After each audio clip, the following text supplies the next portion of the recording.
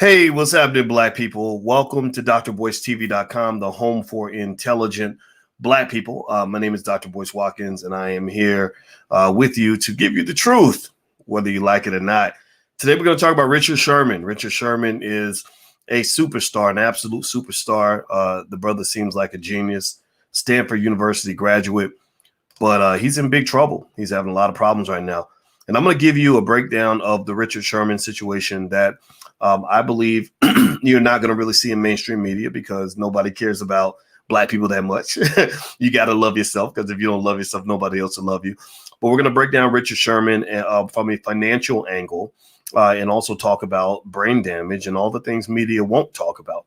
So get comfortable. Please hit that thumbs up button. We're going to get started on drboycetv.com right now.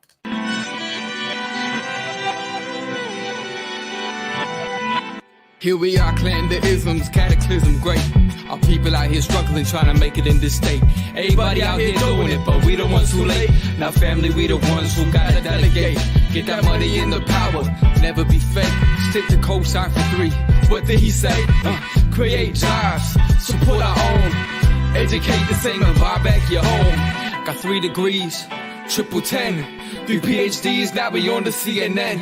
DBTV, let's talk about negligence. Ignorance is bliss, but we can turn it to intelligence. Please, none of what you hear, half of what you see. Let's break it down here on Dr. Boyce TV. Here we are. Hey, what's going on, guys? My name is Dr. Boyce Watkins. Welcome to drboycetv.com, the home for intelligent Black people.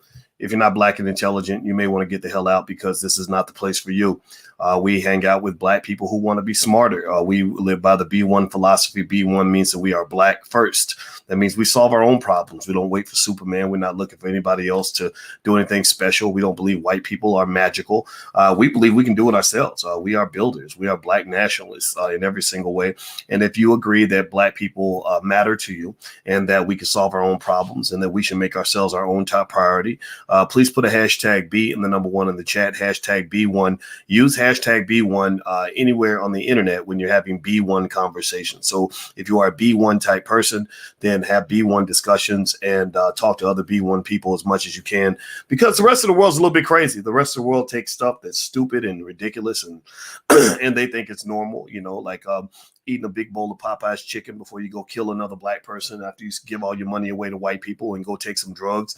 There are people that rap about that make music about that. And then when I say that might not be the healthiest way to live your life, people will look at me like I'm crazy. Well, I'm sorry if it hurts your feelings, but the reality is, at the end of the day, if you don't stop the killing, then you won't stop the dying. So if you want your community to live and prosper and grow, if you want Black men to love Black women, if you want Black women to love Black men, and you want Black children to prosper, put a hashtag B1 in the chat. Hashtag B1 in the chat. Now I see somebody in here. It looks like we already got a troll. As you know, when you spray the disinfectant, the rodents are going to start screaming. So Big Rob, everybody say goodbye to Big Rob. Big Rob is out of here. You are banned.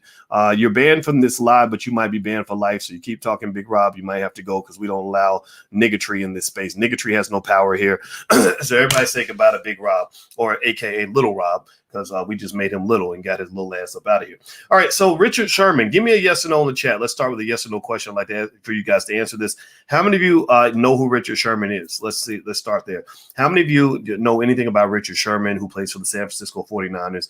And how many of you know how much of a badass Richard Sherman is on the football field? Give me a yes or no if you have heard of Richard, if you know who he is. Me and my wife were talking about Richard Sherman, and she is a therapist, but she's not a big football fan like I am. I like football. I think football's great. I used to love football. I used to play it, and I was pretty good at it. I had big, strong thighs, so I was good, and I have a little bit of a muscular build. So in high school, they wanted me to play on the football team because I actually was faster than every single player on the football team. I don't know if y'all know that. That's some Dr. Boyce trivia. Like at the convention, I might ask y'all that question. How many of y'all knew that I was, but anyway, not that I'm bragging or anything, because I wasn't no serious sprinter. They got real legit sprinters out here, like my boy that actually went to my high school, who's running in the Olympics. I think he's the fastest man on earth. His name is Ronnie Baker, and he actually was on the same high school track team that I was the captain of. But I actually they wanted me to play football because I had these big muscles in high school, because I used to lift a lot of weights. And all the football players came out to track to get ready for football. So I raced all the fastest players on the entire football team and blew those sons of bitches out the water. And they were like, okay, who is that guy? And And the problem I had was I have ADHD. I think I do. I haven't I'm diagnosing myself. So that's why sometimes when I'm talking, I'll go in different directions because I never got I never got the medication. I haven't even taken the vaccine. So I ain't got nothing that I'm probably supposed to have. But anyway, the ADHD would make it hard for me to remember the plays. Like I would literally be at football practice and I'd be looking over at the stands and looking up in the sky and thinking about the meaning of life. And then they would say, okay, run a 44 blast. And I'm like, what is a 44 blast? And I wouldn't even know the play. So you can't play football if you don't know the play. So Richard Sherman, as a football player, is clearly smarter than me. Now, as a finance professor, I think I'm pretty good. I think I'm a Hall of Famer in terms of finance. Some people say that. I'll accept that. Thank you. I'll acknowledge that. My black man magic. But Richard Sherman, as a football player, is the best that there is. This brother is he was killing the game. He's an extraordinary athlete, and I hope he gets to play again. He was with the 49ers. He was one of those really great defensive backs that he got a massive contract, I think about $27 million. He's also interesting because he's very pro-black, which I really love. I would call him almost B1. We probably don't agree on everything, but he seems like his head's in the right place. And he also went to Stanford. Did y'all know that? How many of y'all know that he went to Stanford? He was a straight A student all through school, and he went to Stanford. So stupid people don't typically get to go to Stanford. So God bless him for that. Now, why am I sad, though, when I talk about Richard Sherman? Well, Richard Sherman just got arrested. He had a really bad incident with his I don't know if it's I got to look at I don't know if it's his wife. I know his father. I think it's his wife. So his father-in-law. And I'm not going to go into the details because I am not here to rub it in. I just to give you full information, though, and you can look it up. You can Google this out there. But basically, there was an incident where he was allegedly, according to police, drunk driving, wrecked the car, went to his father-in-law's house, banged down the door, had to get taken down by police, because they're scared to death. There's this guy, and they all know who he is, right? Because he's a superstar. He's not just a regular player, and he's got this super NFL super strength, right? And you can't tell me for 1 second that some of those guys, that in addition to lifting weights, a lot of them take steroids and everything, and he's also in a tough state. He's feeling bad that day. Nobody knows exactly why, and I'm not going to speculate on that. I just want to give you the context and explain why I'm talking about Richard Sherman. But as you guys know, on Dr. Boyce TV, one thing we try to do is I like to take the conversation to a higher frequency. Sure, we can gossip about what happened with Richard and why and everything else. But I'd rather go a little deeper and talk about him as a black man, as a human being, and talk about you more importantly. And many of your sons, are playing football, thinking about playing football. And I'm not here to tell you not to send your son to play football. That's fine. I'm not judging that. I used to beg my mother to let me go to play summer football with my friends because I played in the neighborhood with my friends. Like I thought, if you'd asked me when I was 12, what are you going to be when you grow up? I would have said, I'm going to be a football player with the Dallas Cowboys. I swear to God, that's what I would have told you. Not knowing how much competition there is, not knowing how extraordinarily athletic those guys are. I was a good athlete, but I wasn't like those guys. Those guys are superhuman almost. The black man is a superhero. We're the closest modern living thing to a superhero. And so I'm not knocking football, right? But here's what I want to really talk about and keep it 100 with y'all. Hit the thumbs up button. Please hit the thumbs up button if you haven't done it yet. We really need your support because not everybody is giving the truth to blackness, and we need to be strong, right? So one of you needs to be worth 10 of them, and you know who the thems are: the Negro naysayers, the white supremacists, everybody else.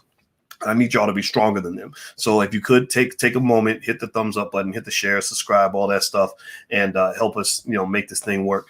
So here's the deal. With Richard Sherman, after I got really sad about what happened to him, and I heard, these stories allegedly, according to media, that he was very suicidal, that he kept, threatening to kill himself. According to the 911 call, when his wife called in, she was saying that he's threatening to kill himself and stuff like that. First thing I thought about, let me tell you what happened. So I'm sitting next to my wife. My wife is a beautiful black woman who happens to be a therapist. So she's an expert on the human brain. She's a full professor of social work. Not many black women ever get to become full professors. Not many white men become full professors. That's a big deal. So she's smart. She's one of the best in the world at what she does. First thing she said was one of the signs of CTE, meaning brain damage for NFL players, that's what they call it, CTE, is suicide. And I said, really? And I Googled it. And she said, I think she said that that one concussion. That's what she said. She said she said, and I got to check the data exactly on this, but it's pretty accurate. She said even 1 or 2 concussions doubles your risk of suicide. Did y'all know that? Give me a yes or no if you knew this. Now, mind you, I'm gonna tell you what this is coming from. She, when we went to Guyana 2 years ago, I'm not just a Negro talking on the internet. I'm not just some guy running his mouth on the internet. There's a whole lot of mouth running Negroes on the internet that don't know nothing about nothing, right? They even talk about me, speculating on me. Ain't never met me, ain't got no data, ain't got no facts. You just talking because talking loud gets attention in the Black community, but talking accurate should be more important than talking loud, right? A lot of y'all Negroes talk loud, but you ain't talking accurate, right? So I'm talking loud and accurate right now because when we went to Guyana 2 years ago, the reason me and my wife spent a whole semester in Guyana was because they called her in as an expert on suicide prevention.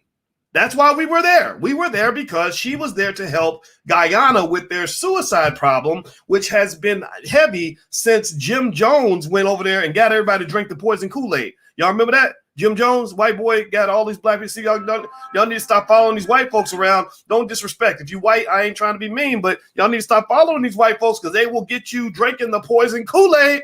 They already got you listening to the poison music. They got you listening to hip hop that's got a black man in front of 50,000 white people saying, die, nigga, die, kill black people. I'm going to go kill that, no, right? And they're cheering like, yeah, I killed that, right? And you think that's cool because they're paying him to say this, right? You're worshiping the wrong things. You're looking up to the wrong people, right? So then when you got black people dying in your community because they're drinking the poison Kool-Aid, right? The music is the poison Kool-Aid. You think, well, it's just music. It's just entertainment. Music. Don't be blaming the music. Do you understand? If you understood the subconscious mind, you would understand how ridiculous that statement is because a cool song is more effective than a corny commercial any day of the week. And we know commercials work. Corny commercials work, like a Coke and a Smile, and I like to teach the world to sing in perfect harmony. I like to buy the world a Coke. Remember that? That was an effective ad campaign. That's corny, though. It's really corny. But what's more effective than the corny stuff is when you throw it with a slamming beat and you make it trendy and cool to rap about killing black people. So effectively, most of your Klansmen are not white people. Most of your Klansmen who are murdering black people en masse are people with black faces. That's why the dying keeps happening. You can't figure out why. That's why you're confused. Like, God, why do black people keep dying? Black lives matter. No, they don't. Because if they mattered, you wouldn't stop letting people celebrate your death and your genocide. Let's just keep it real right here. This is all connected. Sports and hip hop are connected. So here's where I want to go back to with all this with Richard Sherman. Richard Sherman was suicidal that night, according to the 911 call from his wife. CTE, aka brain damage. You cannot convince me that Richard Sherman did not have CTE, that he does not have it right now. Now, let me tell you why I would bet every nickel in my bank account and put it on a stack of Bibles on my beloved grandma's grave. I put it on everything that this brother has CTE. Let me tell you why. I'm going to read this to you. Only intelligent people going to get it. The ignorant people going to argue. But that's the thing. Talking loud and ain't saying nothing. Talking loud with no information is very popular. So just be prepared. I know the Negro naysayer is going to get upset about this. He going to argue. He going to think I'm hating. But let me read this to you. This is according to beingpatient.com. It says, Dr. Ann McKee, a neuropathologist at the Boston University School of Medicine, studied the brains of 202 NFL football players. Through autopsies, she and her colleagues found that of the 111 brains belonging to players in the NFL, 110 of them showed CTE. That's 99%. 111 brains studied, 110 of them were significantly damaged. So again, I reiterate my point. You cannot convince me that Richard Sherman, the brilliant man that he is, the awesome brother that he is, B1, great player. I mean, a defensive stopper like no other. You can't convince me that he hasn't taken enough hits to the dome to have significant damage up here. Now, here's your problem, though. Here's your problem. Now, the problem that Richard Sherman has in America, in my view, is that he, in case you haven't noticed, he's not a white woman.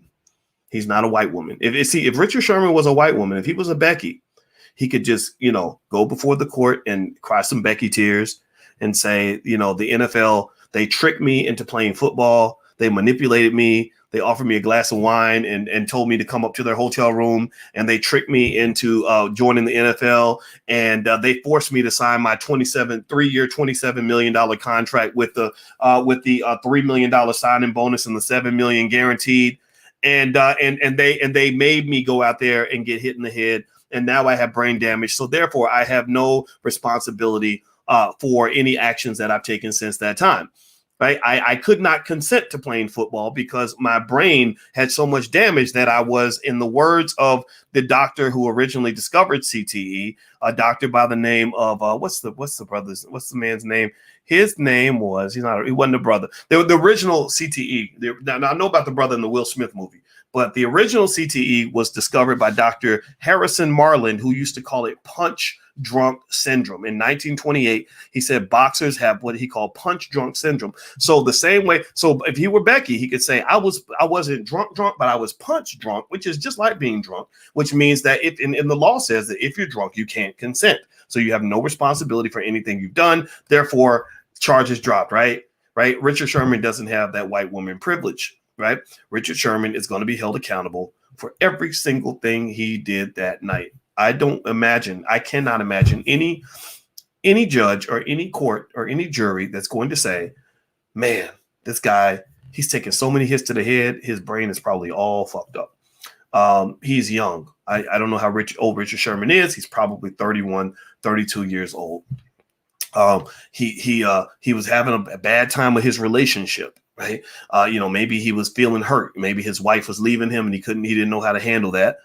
In addition to the brain damage and being drunk, and then that particular night was out of character for him. I don't think they're going to consider that. I think they're going to say, you were a big, scary black man who was threatening to whoop people's asses and the police had to sick the dog on you and to take you down. That's what they're going to say.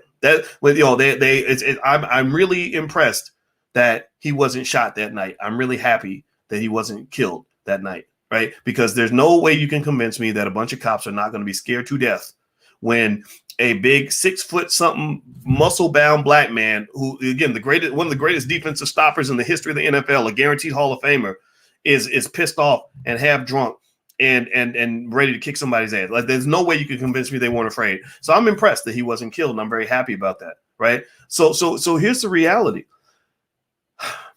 Richard Sherman pays a high price to be Richard Sherman.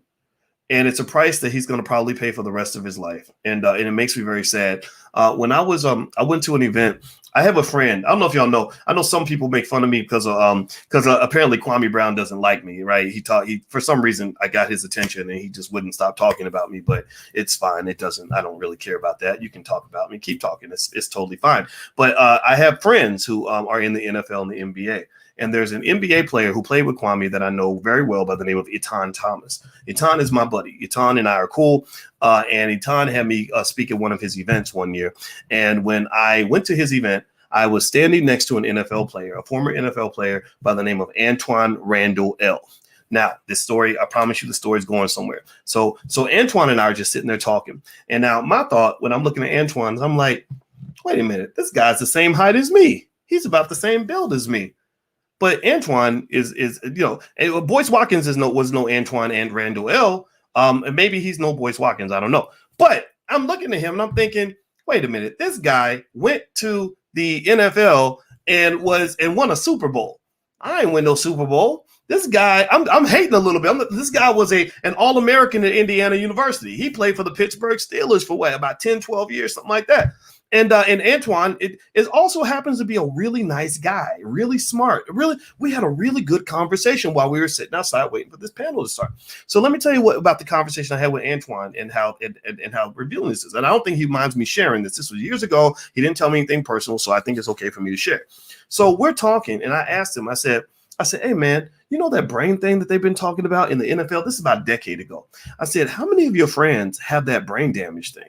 Now remember, he's in Pittsburgh. He played for Pittsburgh, where where CTE was discovered. That doctor that Will Smith played in that movie was in Pittsburgh. His first case was Mike Webster, who I think they called him Ironhead or something, or something like that. They made fun. They took pride in the fact that Mike took so many hits to the head, but Mike he ended up killing himself, right? Because again, suicide is connected to getting all those concussions.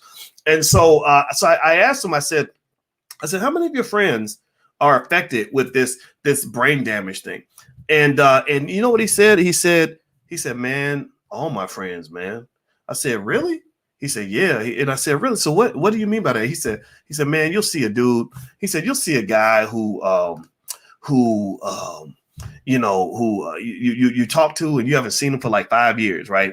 And he'll be like, hey, what's up? Right? Like, hey, good to see you. How you been, man? Blah, blah, blah. You'll chop it up with him, right? And then he said 2 minutes later, you'll talk to the guy again, and he'll look at you and he'll be like, hey, what's up? Like he didn't just talk to you 2 minutes earlier. Like he literally forgot that he just talked to you 2 minutes earlier. Right. And those are some examples. And there were a lot of other examples. Now, let me tell you what happened. This was really interesting. This was an act of God. God meant for us to have this conversation. I do believe in stuff like that. Because let me tell you why. So Antoine, about less than a year after that conversation, Antoine is on the cover of USA Today.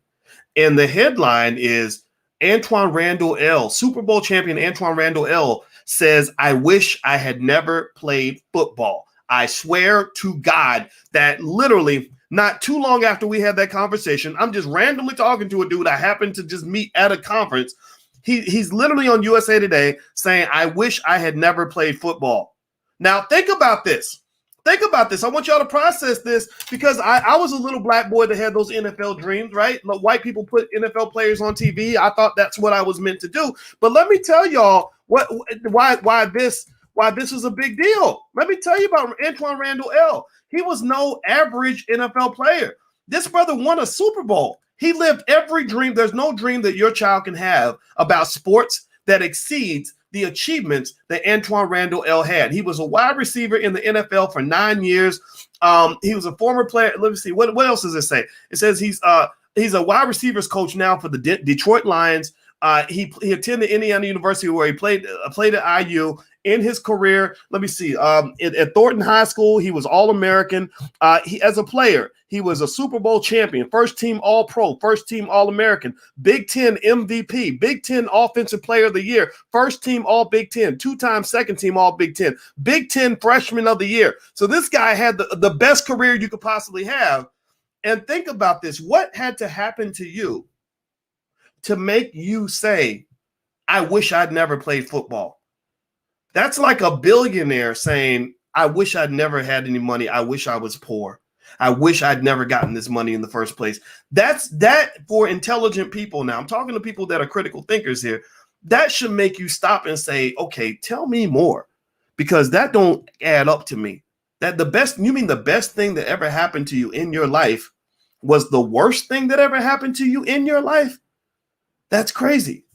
Do me a favor, hit the thumbs up button, hit the thumbs up, share, subscribe button if you haven't done it yet. My Instagram is the real Boyce Watkins, by the way. That's on the screen. And also, I should remind you all that we make movies. I know you guys may or may not know that, but we have a new movie that we're putting out now called Till Death Do Us Part. And basically, it is we talk to a lot of couples that have been married 20, 30, 40 years so that we can learn how to love each other again.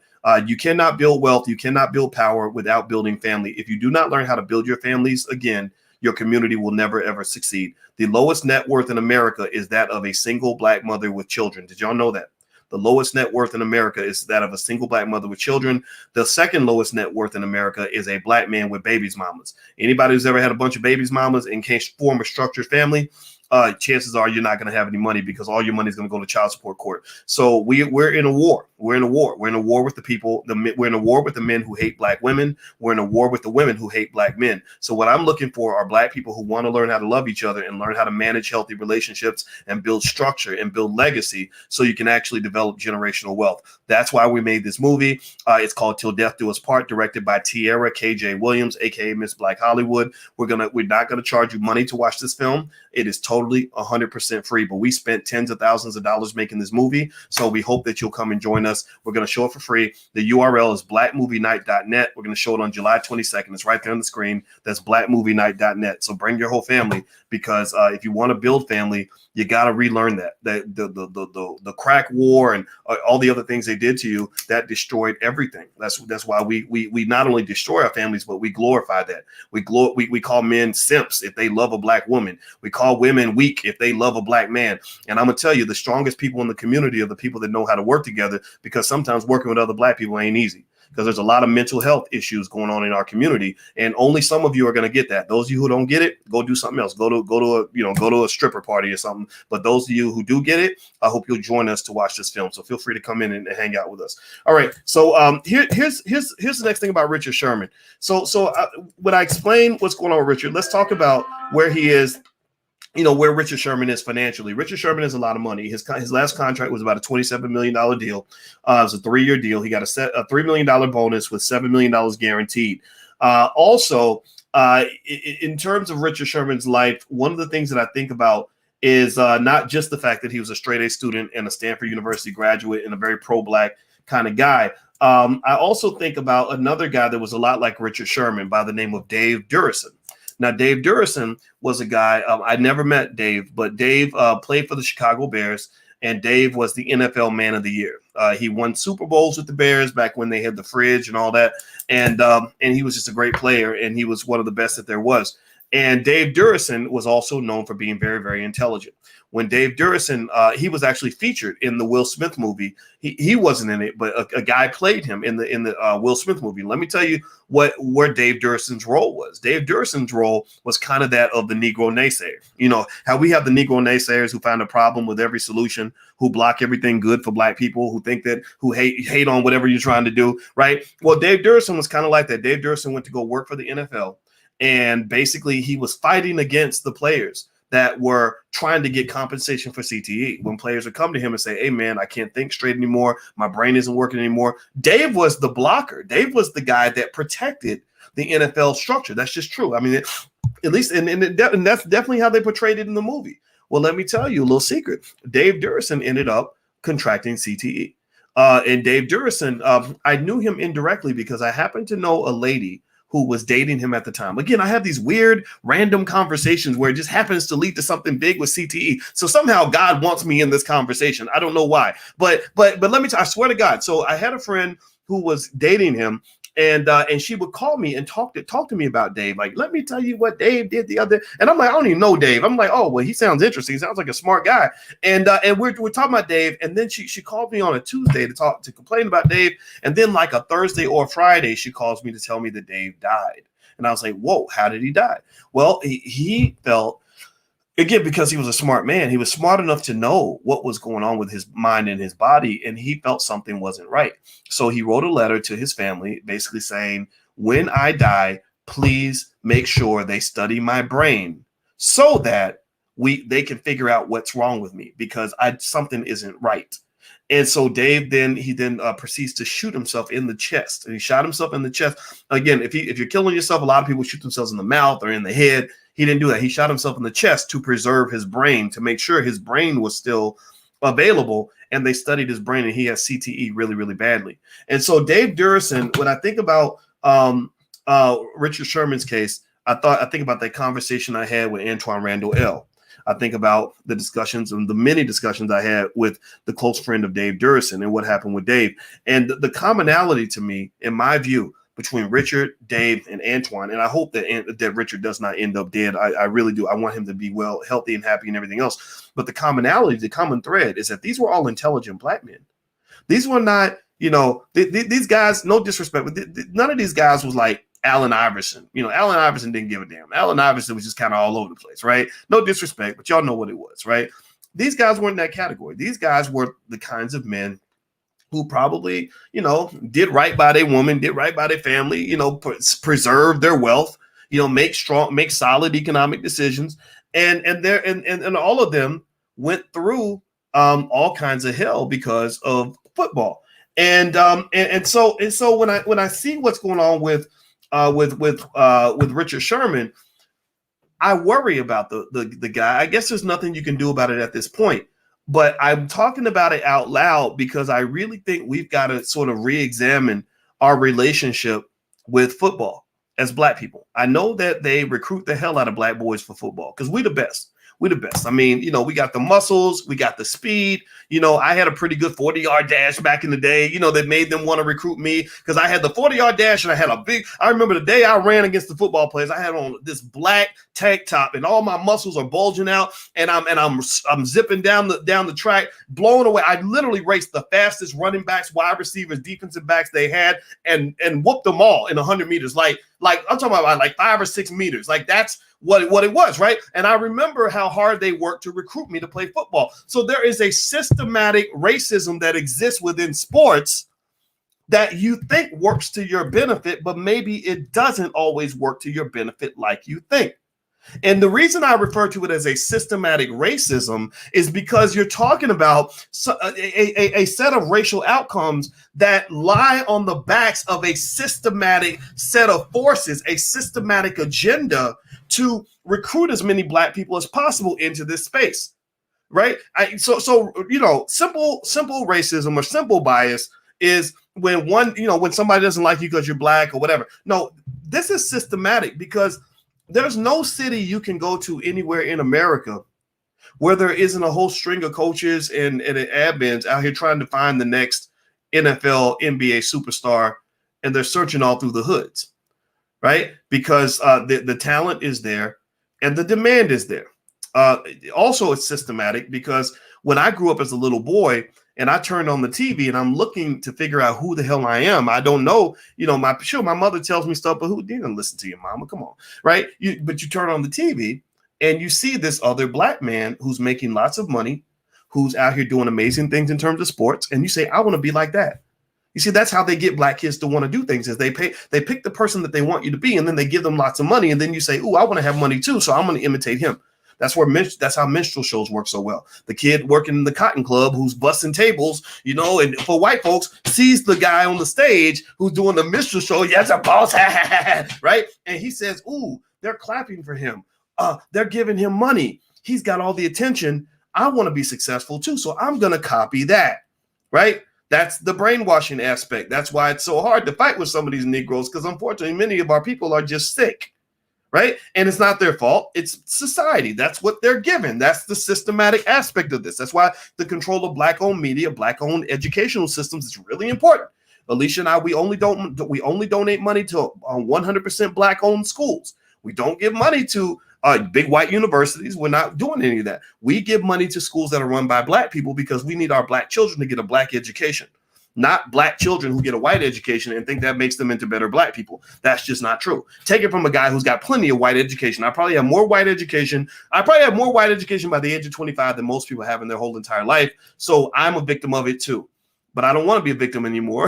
I want to succeed, and I want you to succeed. So with that said, when you're looking at a situation like this, the question that has to be asked, and this is only a question you can answer because the Lord knows I don't want to piss off all the football fans and football coaches that are out here. I've done pissed off enough brothers by challenging some of them in terms of how they view Black women, right? And I'm not anti-football on any level. In fact, I'm a football fan, right? Which probably makes me a little bit hypocritical, to be honest with you. But we've got to re-examine our relationship with football, and we've got to ask ourselves, is it worth it?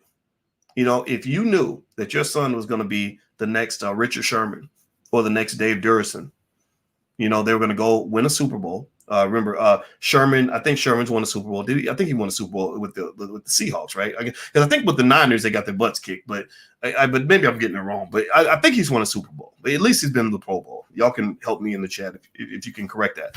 But Dave Durison won a Super Bowl. Antoine Randall L. won a Super Bowl. So if you knew your child was going to be the next Dave Durison, the next Antoine Randall L., the next Richard Sherman, would you sign your child up for that? Give me a yes or no in the chat. Would you be okay with that? Like, are you okay with that path? Right? Because the thing is that sports seems to come with a gift and a curse, particularly football. It comes with a gift and a curse. The gift is, it's like a deal with the devil. The gift is money, maybe some women, whatever, right? All kinds of, other things that you get that come, you get money. Women automatically think you're more attractive. You get fame. You get the chance to say, look, mama, I made it. But the trade-off is that you might have a very, very short life, right? And because remember that that the NFL, the CTE is not the only thing that kind of happens when you're talking about playing at that level. Playing at that level requires you're competing every day against big, gigantic, superhuman men who are desperate for an opportunity, many of whom are taking insane amounts of steroids, right? Which might mean that you might have to take steroids too to compete with them, right? So drug addiction is a big problem that a lot of NFL players have. A lot of NFL players leave the league. They're addicted to painkillers like oxycodone and all that stuff. The oxys are now being banned by the government. These companies are being sued by the government right now because they got the whole country hooked on painkillers. Do you think, I know a lot of NFL players who can't stop taking the painkillers because the pain only gets worse. You get older, shit just starts hurting just because you're 40. I don't know any 40 pluses in the room, 45-year-olds, kind of mad because you're just like, why is my knee hurting? I didn't even play basketball yesterday and you don't know why.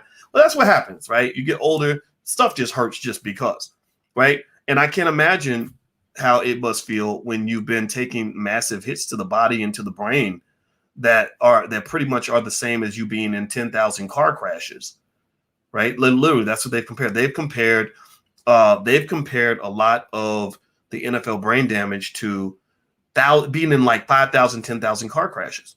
And so at the end of the day, you got to be able to think your way through this and decide, is it worth it?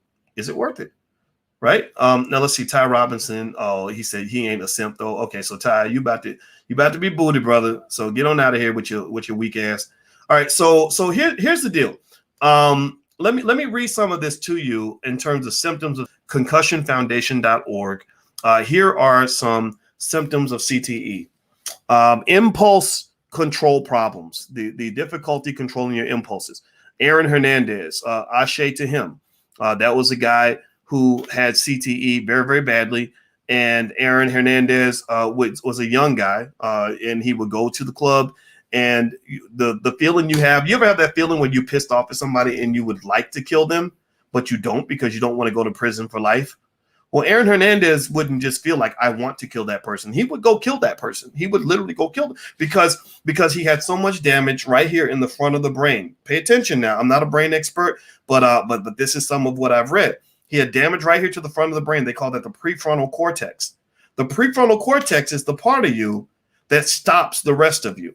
It's the part of you that says to you, hey, you could go kill that guy because he's sleeping with your woman. But if you do, you're going to go to prison for the next 50 years. Is that something that you want to do? And your frontal lobe, prefrontal cortex, says, no, we don't want to go to prison. No.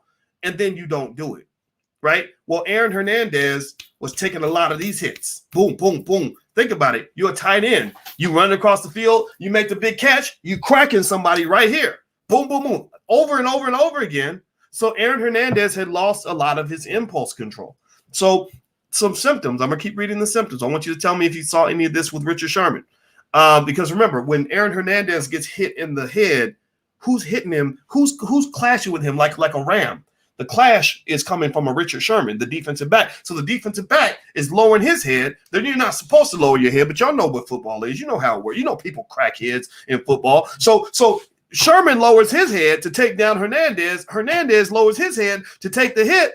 Both of them end up with brain damage because they basically slammed into each other in this car crash because both of them run the 40-yard dash in about 4.3 seconds, which means that they're coming at each other. We have large masses of bodies coming at each other at a very rapid pace, and then boom, the explosion happens, right? And white people are entertained. They think that's really great. Yeah, kill him, bro, kill him, right? Okay, let's keep going. Other symptoms of CTE: impulse control problems, aggression. He was very aggressive that night, wasn't he? Mood swings. Well, if you say you want to kill yourself, that will probably qualify as a mood swing. Depression. A lot of depressed people say they're suicidal, so that fits. So a lot of suicidal people are probably depressed.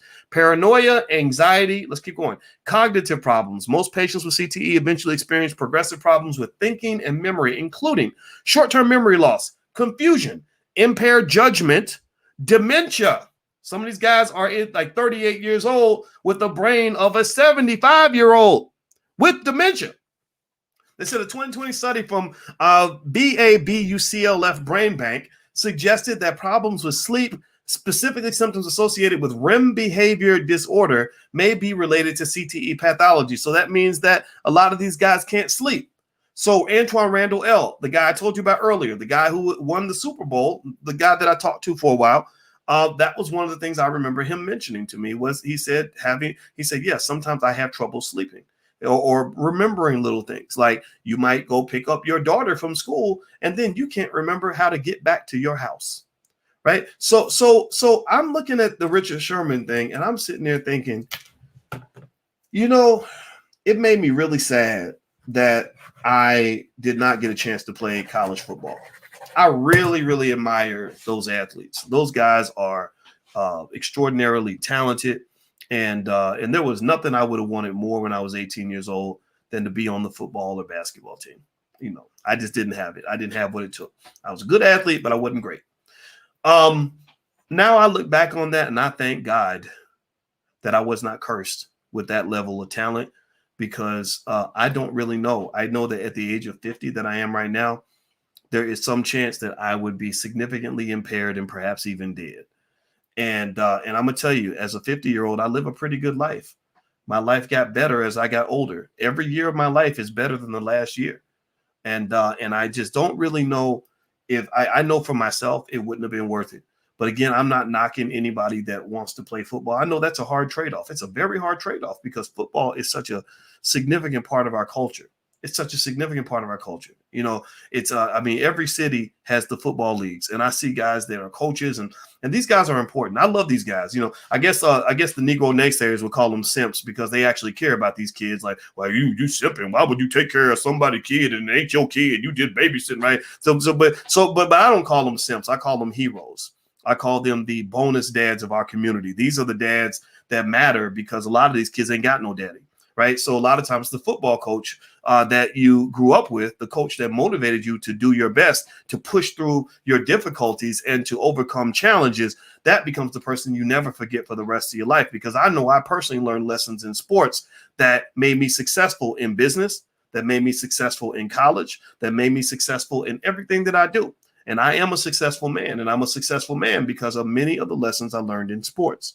So I would almost say at the end of the day, when I think about Richard Sherman, I wish him the best. I am not in any way making light of the situation. Between you and I would not be surprised if they did try to send him to prison over this.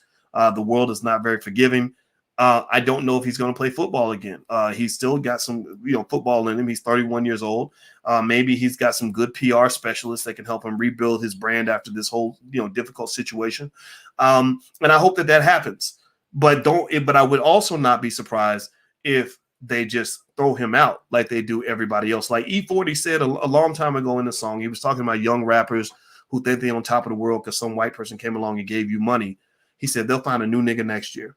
And as great as Richard Sherman is, as extraordinary of a talent as he is, as much as he's given to the world, there's another 21-year-old somewhere that they could go recruit to come play for the 49ers that they would gladly pick if he's less trouble than a Richard Sherman in terms of what Richard's going through and the challenges that lie ahead. So I wish him the very best. I really do. And I also, last piece I want to throw out to you brothers is I really want to encourage any black man who's listening and any person who has a black man in his house, whether it's your husband, your uncle, or your son. Really, I hope you will get them to really reconsider drugs and alcohol. I know everybody in the world tells you that they're smoking a little bit. Smoking and drinking is cool. I know everybody tells you that there's something wrong with you if you don't drink. But I'm just here to be the one lone voice in the woods, perhaps. I don't know who will say to you, I wouldn't fuck with any of that shit with a 10-foot pole. Studies show, I'm a reader, I'm a researcher. Studies show that actually alcohol is the worst drug in the world. It's worse. It's even worse than crack. Now you would say, well, how's alcohol worse than crack? Well, the reason alcohol is, which again, Richard Sherman allegedly was drunk that night. The reason alcohol is worse than crack is because when you add up the amount of damage that's done to people's lives around the world because of liquor, it far exceeds the damage from any other drug. If you look at the number of people that die every year, you talk about Black Lives Matter. You really want to save some Black lives? Go look at the consumption of drugs and alcohol and what that's done to people. I'm not just talking about the crack era where you had a bunch of addicts and people going to prison over drugs and getting killed over drugs. If you just look at liquor alone, think about how many of you, give me a yes or no, give me a yes or no. How many of you know some guy that went to the club and got drunk and got into some old gangster shit, got into a situation where somebody got shot at the club because somebody said something wrong, or you stepped on my baby mama's big toe, or you disrespected me? How many of y'all know a black man who either gotten killed, gotten shot, or gone to jail over something stupid that happened in the club? And I'm gonna tell you this: the reason these things happen is because when you are drunk and when you are high, you are not in your right mind. When you are drunk and when you are high, you are the exact opposite of what a soldier needs to be. And as a black man, you have to be somewhat of a soldier because the world is designed to take you down. Everybody wants to take you down. So in order for you to win a battle, you have to be alert. So as Malcolm X used to say, the white man will sell you the liquor bottle and then lock you up for being drunk. And the reason he'll sell you the liquor bottle is for the same reason that some men try to get women drunk if they want to try to take advantage of them sexually, right? They want to get you drunk because if you are out of your mind, if you're not paying attention, then people can take advantage of you. People can exploit you. People can sneak up and kill you, or they can find a reason to incarcerate you because you did something while you were knocked out that you don't even remember. I felt really sorry for this kid. There was a 22-year-old I saw who took he took a hit of a blunt. His friends were smoking a blunt, and you know how it is. Everybody wants to be cool. Everybody wants to fit in. I don't want to fit into anything. I don't want to fit into a sick, dying culture. I don't participate in any of that. And I didn't do that when I was 20. I'm gonna tell you the truth. And so, but this guy, he wanted to fit in. So everybody was smoking. So he wanted to smoke. So he took the blunt and he took one hit on this blunt. I swear to God. So he took one hit on the blunt, and the blunt was laced with PCP.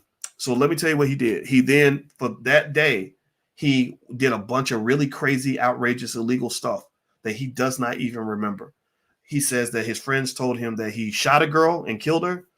He carjacked somebody and pistol whipped them or whatever and did something else. So this kid was in jail about to get the death penalty. Again, they don't have no leeway on these dudes. Like they were about to get this kid the death penalty. Right. And they asked us, so what do you think? What punishment do you think you deserve? Because, you know, you got the white guy saying, so what do you think? Do you think that you deserve a punishment for this? And he said, yeah, I think I deserve to die for that. Whatever I did, I don't remember it, but I think I deserve the death penalty because what I did was terrible. So he was clearly a good person. He was clearly somebody that didn't want to be that person. He wasn't saying like, yeah, I would do it again. Thug, you know, I'm a thug, I'm a killer, I'm a gangster. He wasn't doing that. He was a scared little kid.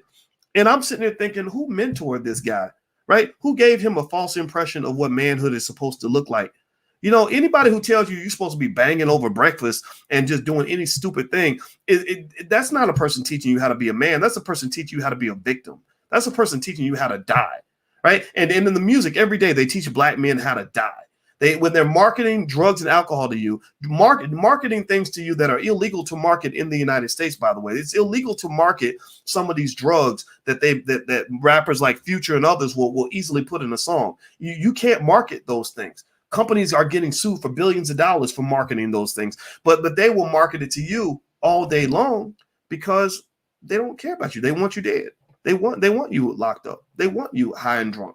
They want you to not be able to come through for your family because ain't no drug addict, ain't no drunk gonna really be able to be solid for their children. So I'm really just talking to the people that understand, that are trying to understand. And I continue this. I will never stop. I will never stop. I don't care. You can call me all kinds of names. I've been called a sip. I've been called this. I've been called that. And I don't care because a real man ain't got to prove that he's a real man. And I'm trying to give something, hopefully, and I hope other people will join me because I'm not the only one who thinks this way. There's millions of you out here, and I'm hoping that I can use my low platform to give you the courage to be you and to fight against this toxic death culture that's being mass promoted and marketed to black men, because that's one of the reasons that your community is failing. A lot of it is because your men are being set up to fail at an early age. You get a kid hooked on pills at 19 years old, there's a good chance he's going to be worthless for the rest of his life. All his children, by the time he's 35, his kids will hate him. He will have no wealth. He's going to die a complete disgrace to everybody around him. And there's no other way around that. You have to nip it in the bud. You've got to confront it where it lies. And it all links back to systematic white supremacy. Why is this systematic? Because radio stations are systematic. They are systematic distributions of a message that is toxic to Black people, right? The systematic racism occurs through the music. It occurs through the television set. It occurs through all the football campuses. They want to sign the kid up for brain damage. I'm not hating on football now. Don't get me wrong. I'm still a football fan. Go play football. It's cool, but you got to think about these things. You can't act like it's not happening, right? There's systematic racism everywhere, and people don't even see it. Because you up here worried about whether some white lady called you the N-word when she was at the grocery store. I don't give a damn what some toothless old lady had to say. I'm looking at the damn system. You got to nip the problem in the bud. If you do not do that, you will always be confused by the racism. So I'm going to go. That's my 2 cents. God bless Richard Sherman. I wish him the very, very best. I admire this guy immensely. I think that he is an asset to the world, and I really hope that he can overcome this, and I wish him the very best. So you guys have a wonderful day. Please take care, and please share this with your sons, and I hope that they'll listen. At least they can't say nobody told them. So y'all have a good day. Please hit the thumbs up button, share, subscribe button. I want to mention to you guys also that the drboycebreakdown.com is where you can get an audio version of this podcast. I'm on Apple, Spotify, all that stuff. So go to the Dr. Boyce Breakdown, look it up. I need you guys' help because, you know, if I'm white, I'm not going to promote something like this. White people don't support any of this. Like, there's nothing that they're ever going to do, because this is not something that I think they would. If I were white, I wouldn't support it, because this is true Black power that we're talking about here. So I really would love for you guys to help us build on this. And I appreciate those of you who get what we're saying over here. Okay. So hit the thumbs up button, share, subscribe button. And also, Black Movie Night is on the 22nd. We're going to show our new film called Till Death Do Us Part, and by Tierra KJ Williams. And you can watch it for free. So go to, it's blackmovienight.net. I'm going to put that URL on the screen, blackmovienight.net, Thursday, July 22nd. So take care, everybody. Have a good day. I'll see you soon. Peace.